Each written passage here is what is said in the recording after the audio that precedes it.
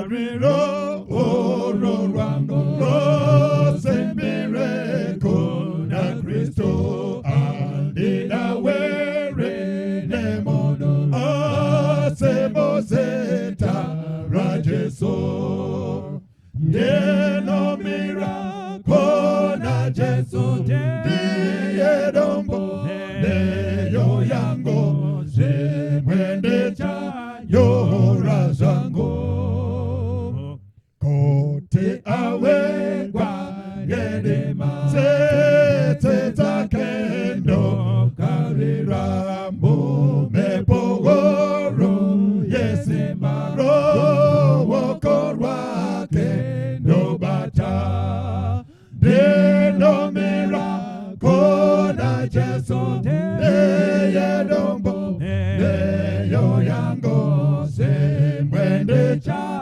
yogora zango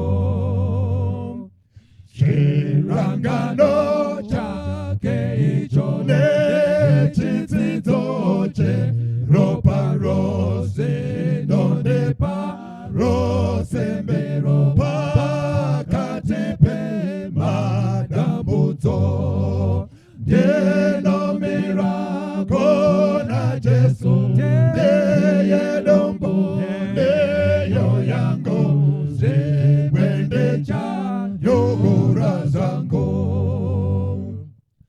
apo anenge obuya zore echa zore twande doda kote demere na Jesu paro jirwake deno miracle na Jesu neye dombo neyo yango zemwende cha yogora zango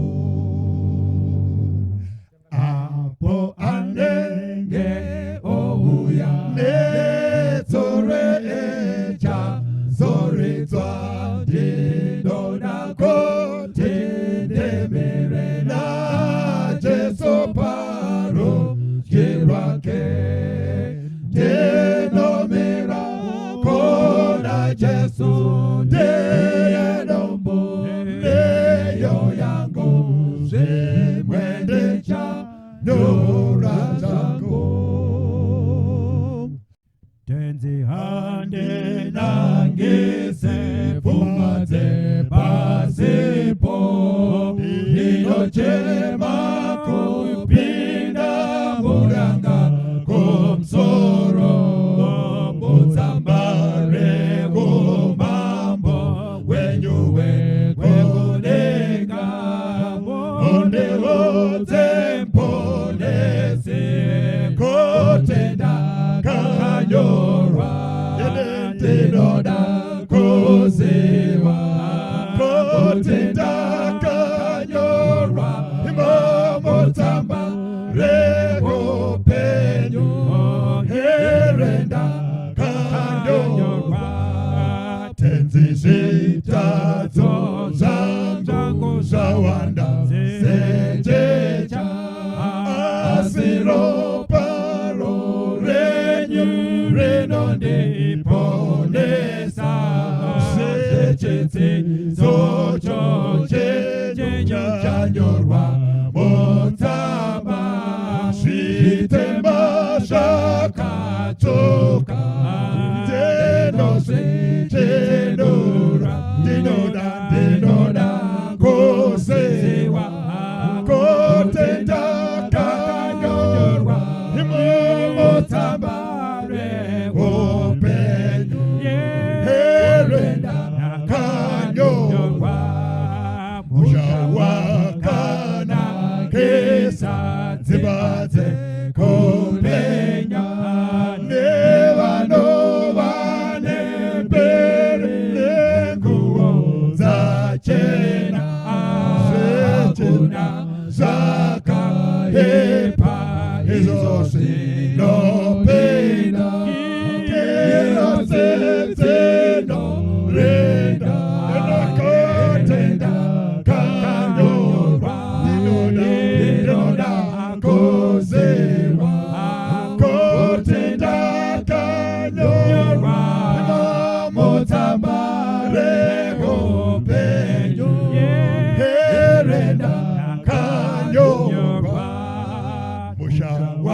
kana kesa zibathe kopenya nevano vane perenengo zachena hakuna shaka yepa izose nopenda kerosete norena herenda kanyorwa dinoda kose kotenda kanyorwa imomutamba reko umpenyo herenda kanyorwa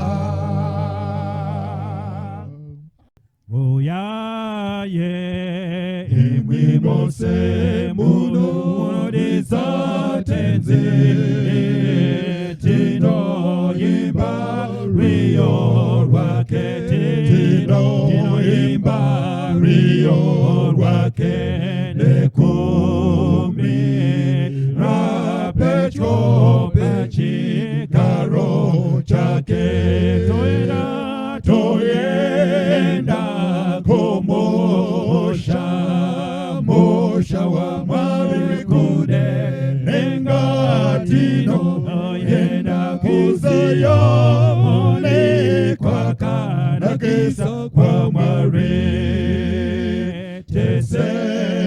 tesetino tino imba tino ziwa mare tire vana vekudenga tire vana vekudenga totahura ede totahura ede toyenda komosha mosha wa marekode dengatino yenda kuzayone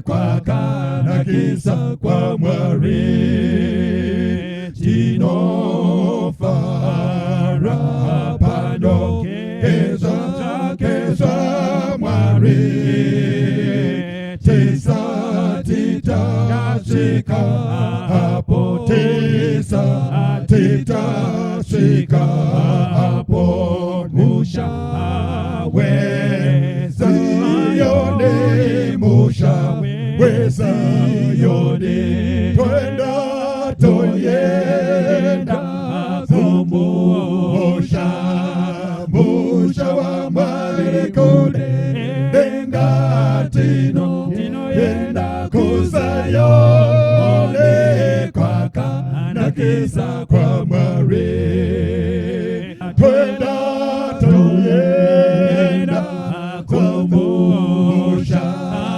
musha wa marekode dengatino yenda kuzayone kwa kana kisa kwa mare twenda toyenda kumusha musha wa marekode dengatino yenda kuzayone kwa kana kisa kwa mwari.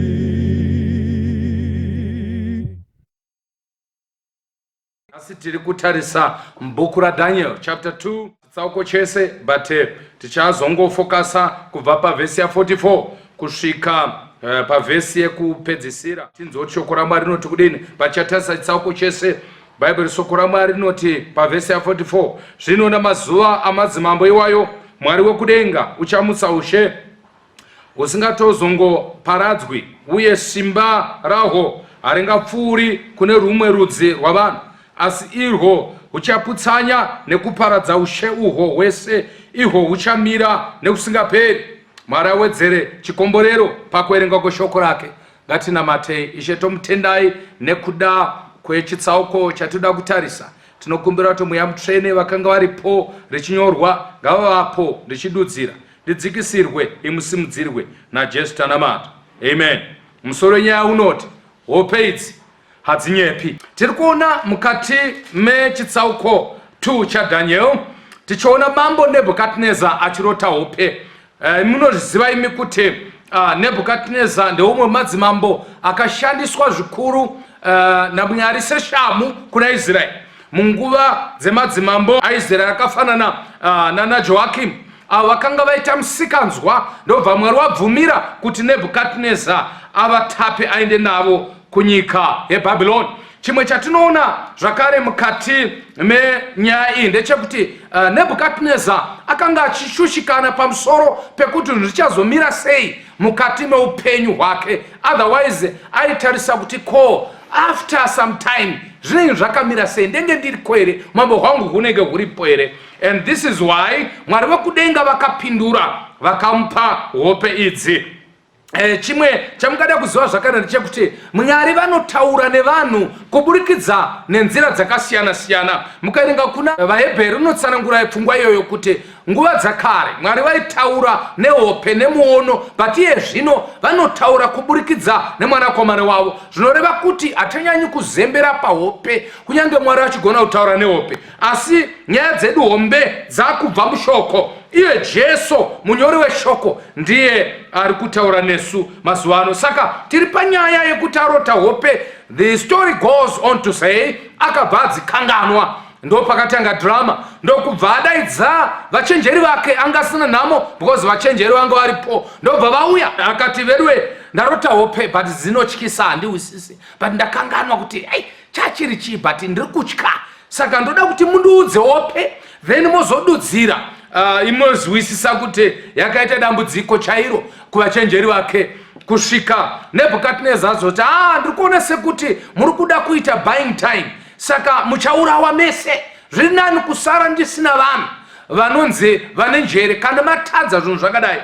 Ndofarira pfungwa yakataurwa nevachenjeri ava.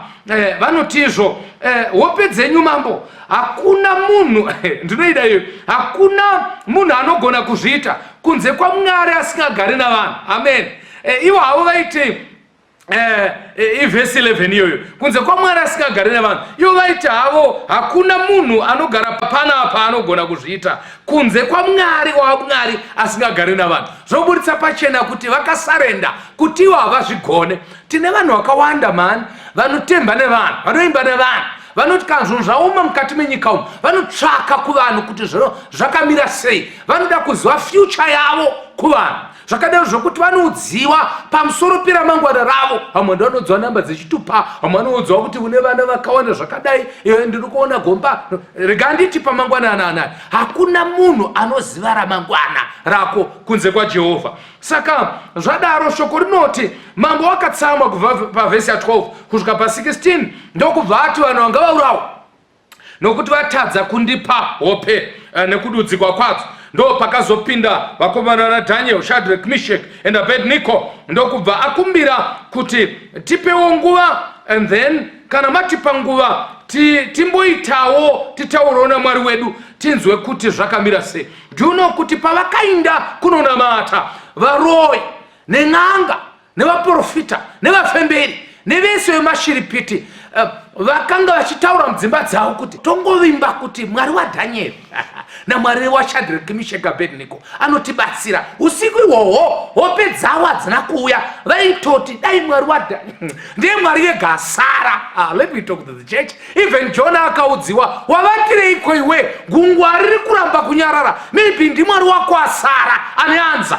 Let me talk to the church this morning. Mwari wedu ndiye ega asara. Vamwe vakonsautwa, but only one God ndiye ashaya munhu anomukonzauta. Saka faith yavo usiku hoho yakanga yave kuna Mwari waShadrach, Meshach, Abednego and Daniel, zvekuti kuseni pavakanzwa kuti regatiti maybe wakati zvakamira sei, kanzi asati ataura, kanzi baiwe angotaura, kanzi kuti hana kana anza vanovhesa tsvimbo vanodii zvakaramba. Ndokubva vazonzwa kuti Daniel ndamona achifamba naArioki vachienda kumuzinda, vakati maiwe dai zvangofamba. Munoziva here kuti nyika inotemba nemi sevanhu vaMwari, kuti dai munhu waMwari akanamata zvinhu zvinopera, but iwo ndopo unoenda kunyika. Ndokutotaura kuti even vakomana venyika vanoda kuzorora muchechi, iwo ndopo unoenda kunoroora kunyika. Vanoshaya kuti kandi muri kuendepi muchipesana padho, nyika inotemba newe kuti musikana wechisavada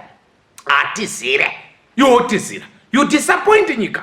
And then the Bible says, Arioch akanzi naDhaniel chindindisa pameso pamambo, akanzi ndinoda kunomutaurira. Arioch akatora befu akati zvanaka. Kabva kwanzi achisvikako shoko rinoti Arioch anoti kuna mambo raramai nekusingaperi, ndawana munhu kuda kudla zvinhu pazvinhu zvasina kushanda. Arioch ari kuti awana munhu, angawana umwe ndiani? Daniel ndiye akaenda kuna Arioch akati ndiendese kuna mambo, but iye akuti ndawana munhu, seungaitsvaka munhu. You see, vanhu vakawanda vanoda credit pane zvinhu zvavasina kuita. Zvinhu zvaitwa naMwari wakunzi ndakazodai, munhu anotaura zvinhu sekunga akangwara. Indeti ndiMwari wakazviita. Ndawana munhu pakati, zvinondibvadza ndechekuti anotsanangura zvinhu mashoko ekuninipisa. Ndawana munhu pakati pevatapwa. Akomana, wawana munhu naye, ende kwandawana kwacho pakati pevatapwa. Atoreva kuti it's rare. Ndatotsvaka zvokuti dai pasina kungwara kwandaita ndatozoenda kuvatapwa, ndokwandanowana munhu. Unoona, zvimwe zvinhu zvatoda kupiwa rumbidzwa pamusoro pazvo zvichati zvimbira. Daniel anambotaura chinhu, netai vesu taibva tatori wandiwana kupi, kana wandiwana saka chiita. But Daniel akanyarara akati whether wandiwana akaenda kuwana ameno kuti awana umwe ndiani, but inyaya ndinayo. Hazvinei kuti vanhu vanoti kudii pamusoro pako. Listen, usanye kuzvinetsa nezvitogwa nevanhu, iwe ita basa, be focused. Zvokuti vanhu vati kudii, that's not your business. Daniel akati ndine nyaya ndinayo, ndakatodumbirwa ndizere neguchu rekukutura kuna mambo. Zvokuti ndawanikwa kana kuti ndawana, I don't matter about that. So Daniel anoti kuna mambo anoti iwe Daniel, ndiwe here unogona. Amuniziva imimi. Ndobvati ina ndigoni. Actually mambo pakati pevanhu vese akutaura mashoko evanhu vaya kuti hapana, actually including me, handigoni, but kuna Mwari kudenga. Hallelujah, kuna Mwari kudenga. Pane zvimwe zvinhu zvinofanira kusarenda vanhu vamwari kuti zvandizvigoni. Tipe Mwari mukana. Unoziva kuti problem yedu kumirizika, kuda kumiramira, ndinoita zvakati.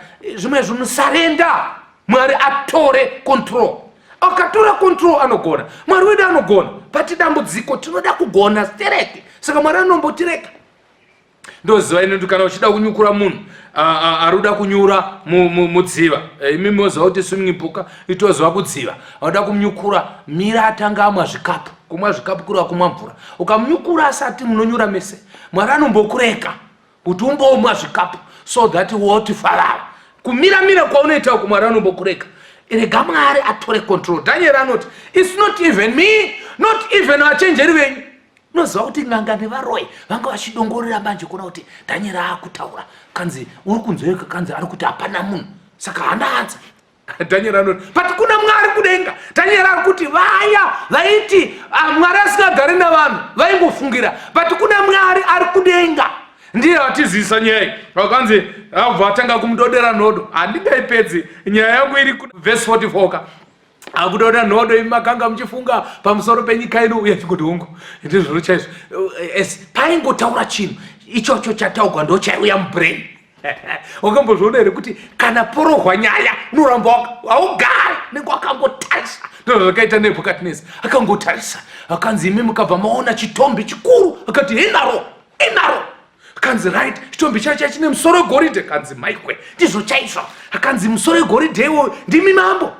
Ndobva nyemwerera akati chokwadi. Kanzi imi muri munhu mukuru kaini, ndimi goridhe ndo rinokunda zvimwe zvinhu zvese, but sure kwenyu ndo nyaya yakamugwadza. Kanzi sure kwenyu kuchauya mumwe mambo. Munoziva here kuti ndo rimwe rematambudziko atinawo even mudzimba, even kumachechi, even munyika, vanhu havazivi kuti pane achauya.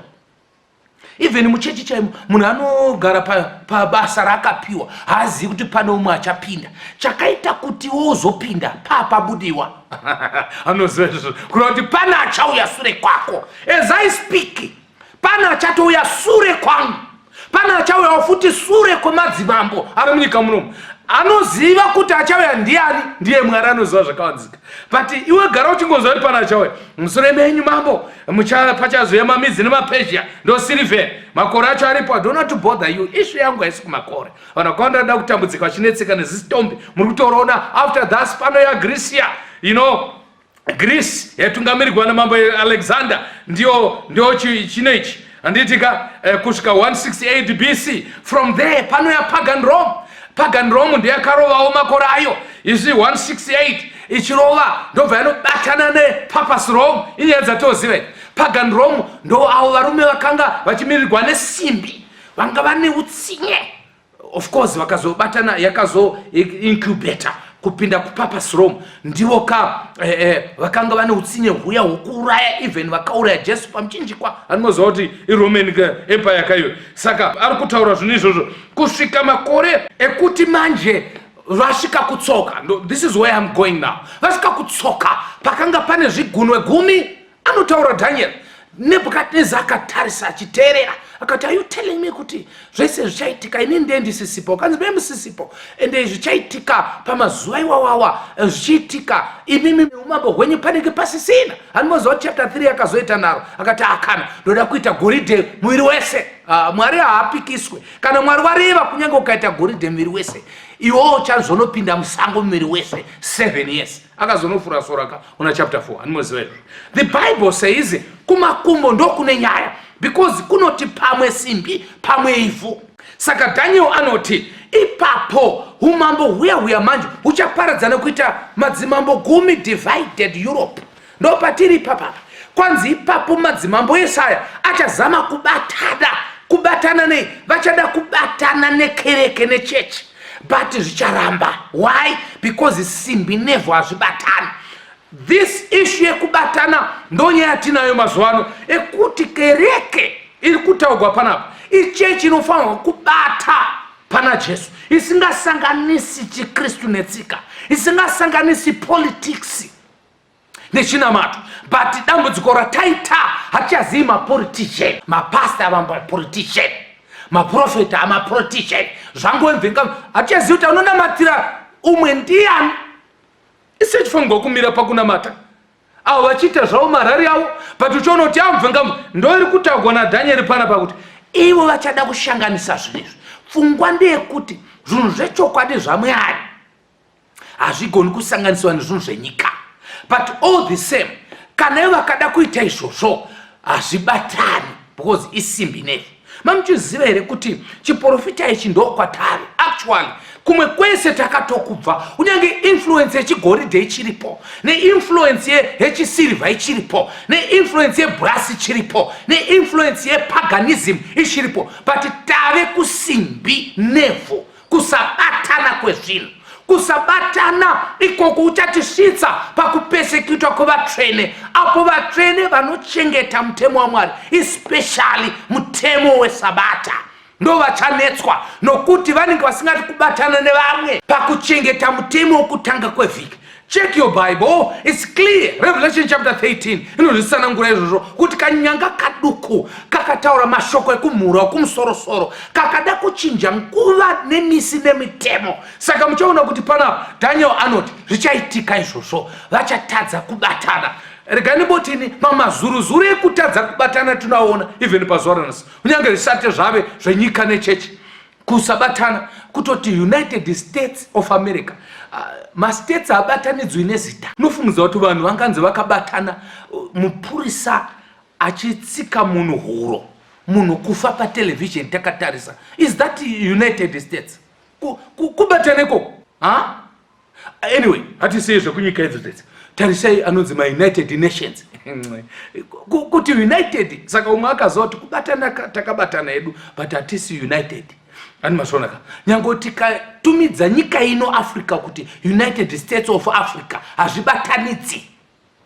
Iwayo mazuruzuru ekuti pfungwa iyi ichaitika. Tirege kuenda kure hati muye muno muZimbabwe kanjani kubatana imo muno vanhu vamwe vanoti handirogwe nemusvina, handirogwe nemudevere, handipindi pachechi panotaurwa chirungu, handipindi panotaurwa chindevere, handipindi pachechi panotaurwa chishona. Iwo matsimba manyorana pari kugwiwa mumapate enyika imba ndedu building iri ndedu ichi chanza ndechedu. Regai titaure zvinhu zvemunyika medu. Simbi nefu hazvibatani. Vanoda kubatanidza zvinhu but hazvibatani. Mumachechi kana wapinda mumachechi ndo mune drama. Nona pastor achidzinganiswa nesvimbo nemadhikoni. Hatikude pano, uyu ane chikwata chake, uyu anoti inini handipinde apa, ngirozi yangu. Vakomana kadhirama kari kuitika aka. Tave kusimbi kutsoka, tave kusimbi nefu. But izvozvo zvese mazurusuru ndiri kuti zviri kutaridza kuti zvinotaurwa naMwari zvinoitika. Pavachazenge vakuda kubatanidza zvinhu zvicharamba. The Bible says ipapo makaramba makatarisa mambo. Kana ndikaiguma ipapo ndenge ndaikanganisa kusabatana kwacho kwapinda even nemumuri. Vanhu vanogwava nevanyamunhu kunokorana tsoka so munhu achiinda kung'anga aite eriro mai vanomira nevana vachitoudza vana vavo kuti musaritumire mari riri kunzi rindi baba, musaritumire mari richatambura nenhamo, vachibatana nevana vavo kugwa nemurume. Let me say, avo vese vari kura vanhu vanoda kubatanidza mapati, mapolitical party emunyika. It's fine, I don't mind. But basa guru rida kubatanidza ZANU neMDC ndabva ndatodzidoma kuda kudzibatanidza inyaya dzenyu dzakanaka kamuda kuzviita. But waenda kure iwe hausi kubatana nemurume wako wawakaroora naye nemuningi namuona noda kubatanidza mapato. Unoona maziva kuti zvinhu zvaunoda so zvakangoma, zvinhu zvaunoda kuti zviitike zvakangoma. Simbi nefu muroora navamwene simbi nefu mukwasha even nevakamupoteredza simbi nefu. Munhu pachake hana kubatana iye pachake ari wani.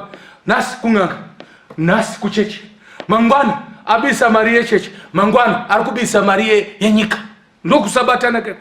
Hamufungi here kuti tofa kupepuka kuona kuti kwakuinda zvinhu kureva kuti Jesu apadhuze nekudzoka. Daniel anoti makaramba makatarisa mambo ndobva maona ibwe, haleluya, richibva mugomo zvisingaitiwi nemaoko emunhu.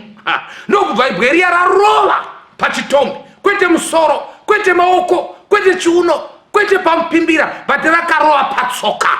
And then what happened? Parakarova chitombi chese chakaparara, ndokubva chapfupfunyuka, ndokubva dombo riya rachipwanya-pwanya, ndokubva hundi yatogwa nemhepo ndokubva yainda.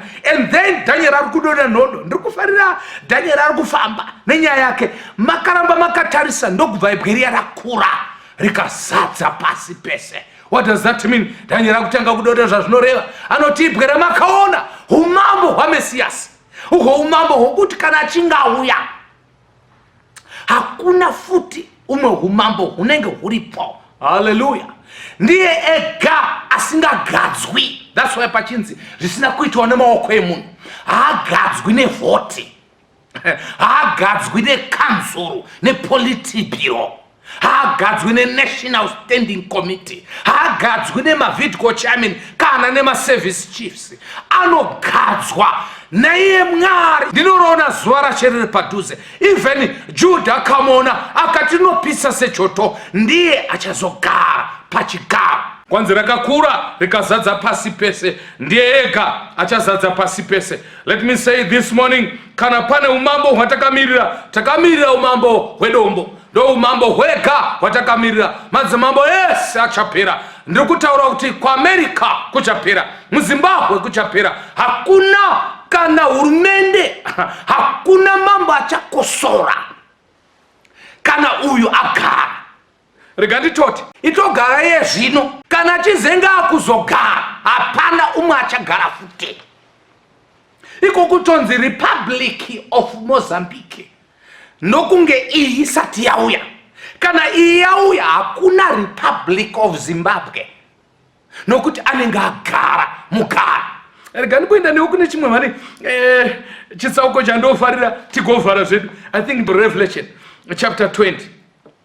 Ndikakasika kuiwana tigona mata muone zvandiri kuona panapa. Kwanzi mumazuva iwayo Mwari uchaisa umambo hwake. Umambo huri kutaurwa pamusoro pahwo ndo umambo hwaJesu. Anoitaura panapa Revelation chapter 20 verse 11. Zvino ndakaona chigaro cheushe chikuru chichena. Amen. Kutoti chigaro chikuru zvoreva kuti hapana chimwe chakafanana nacho.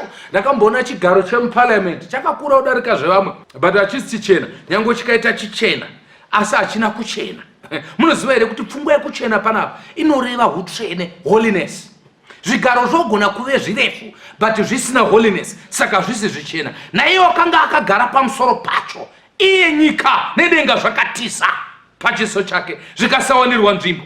Ipapo ndakaona, ndiri pavhesi 12, ipapo ndakaona vakafa vaduku navakuru, amen, vamire pamberi pechigaro cheushe, bhuku dzikazarurwa neimwe bhuku yeupenyu ikazarurwa. Vakafa vakatongwa sezvakanyorwa mubhuku sezvavakabata, amen. Listen what is happening here. Kana iye achinge agara, vanhu vachamutswa. Akaitaura pasa Chinua, aitaura pamusoro pe-judgment, muitsvage, muigoogle iripo pamusoro pe-judgment, kuti hakuna munhu uchatiza rutongo nerufu, nokuti uchamutsigwa nyaya dzako. Izvozvo vanoti vakapara mhosva vanovanda muhapwa dzevarungu, andimoziva izvozvo. Asi kana Jesu auya paumambo hwake, achamutsa vese, vachamuka. And then the Bible says, kwanzi ndakaona vakuru nevaduku vakafa vamire. Amwana ufungidzira kuti vakafa vachanomira kudenga. You know, ivo vakafa. Pane chirabwika. Kana munhu achinzi akafa amire, makambotamba here record kune vakakura mazuva angu, Chitekete. Chitekete yakanetsa. Haikona bichana. Yakachatisa michato yakawanda. Imwe yakatoparara zvayo michato. Asi Chitekete chiri kurirana nhasi. Do you know kuti vanhu vaitamba Chitekete zvekuti yainzi karira, munhu anogona kupisa poto. You know, Chitekete yarira. But let me ask you a question.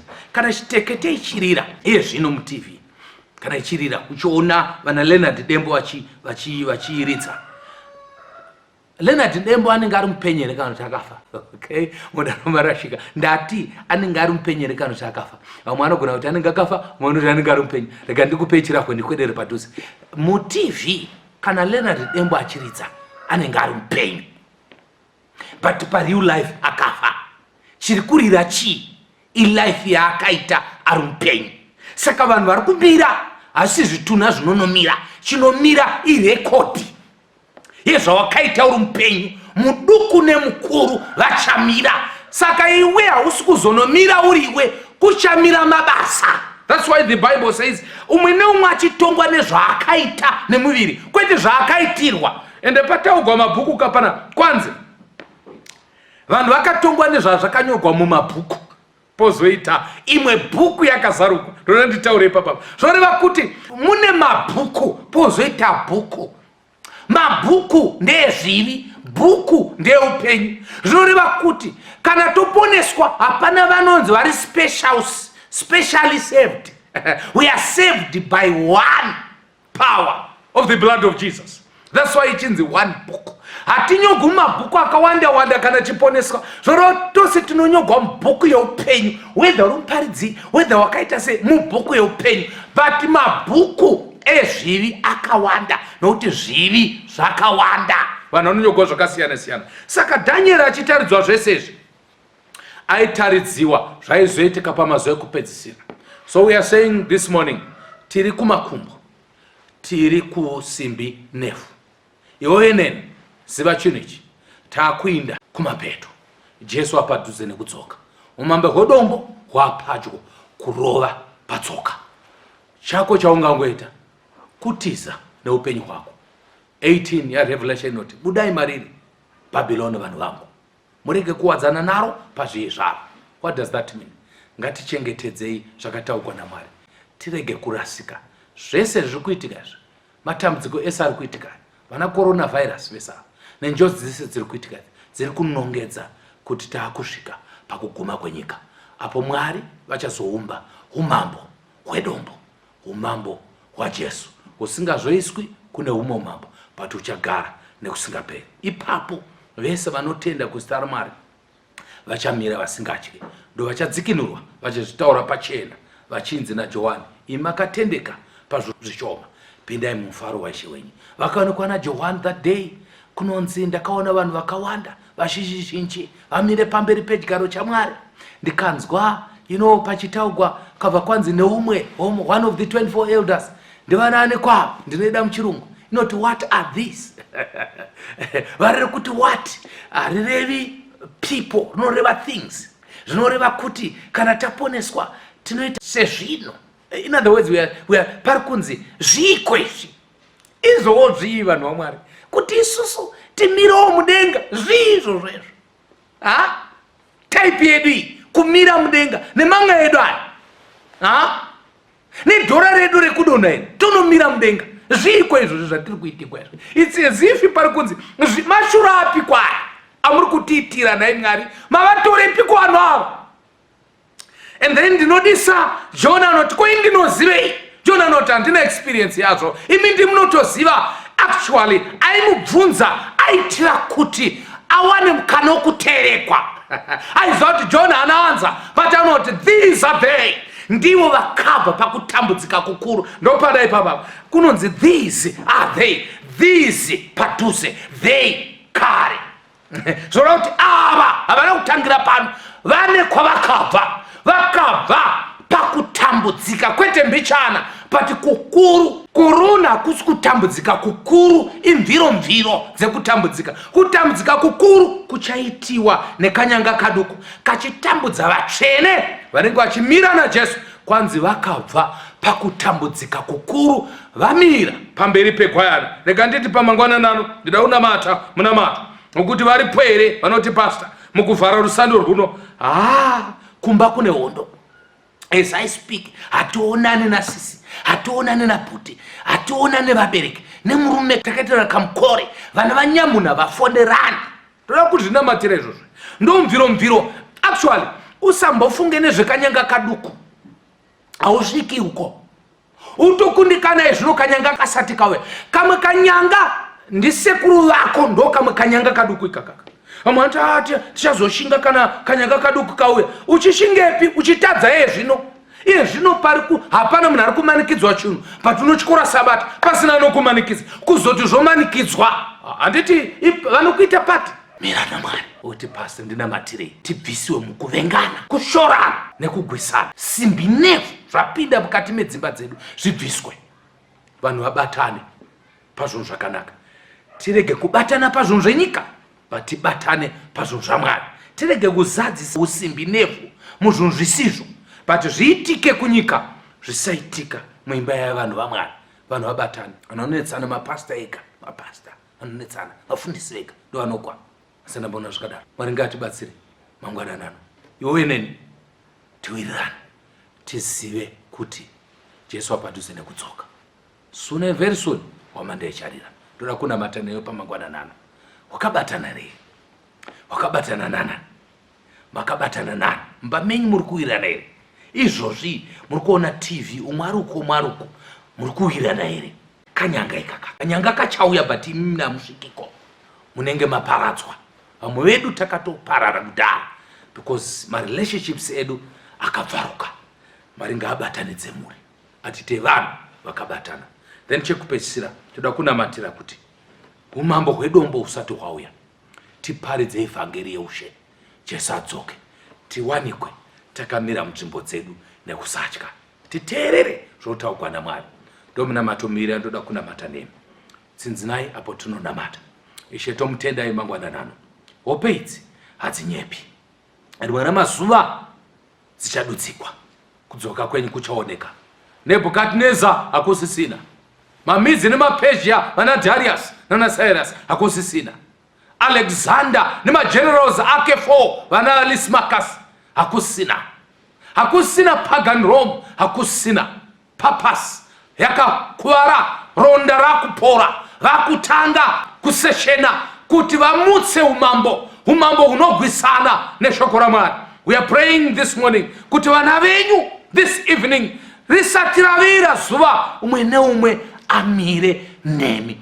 Bvisai usimbi nevhu, tibatane, tiwirirane, titaure evhangeri yeushe. Imi mudzoke muzotitora. Tonamatira mweya wokutendeuka kune vanhu vekwedu. Tibve mukati metsika yekupanduka, but tiuye mukati megwara renyu.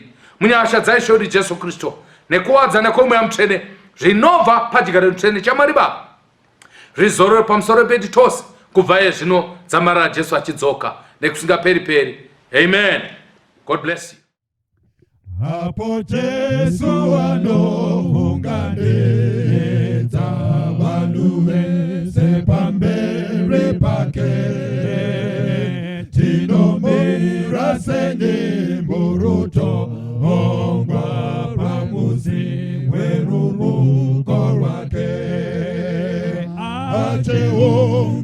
unganisira mafunde asia no pisa undio tinomera senye morotongo we mose okoro oyo tinonzwa yere izviraje eso muranda wakana koiwe Simete no dede rane kucha tinofi swapa hope ake ate wongane sera mafo hunde ase no pisa hundio tino mera senye morotongo we mosi mokoro oyo nizonga terende renemwe enje iriko penya swakanaka kuti apomo kwa oya takati rela kunopinda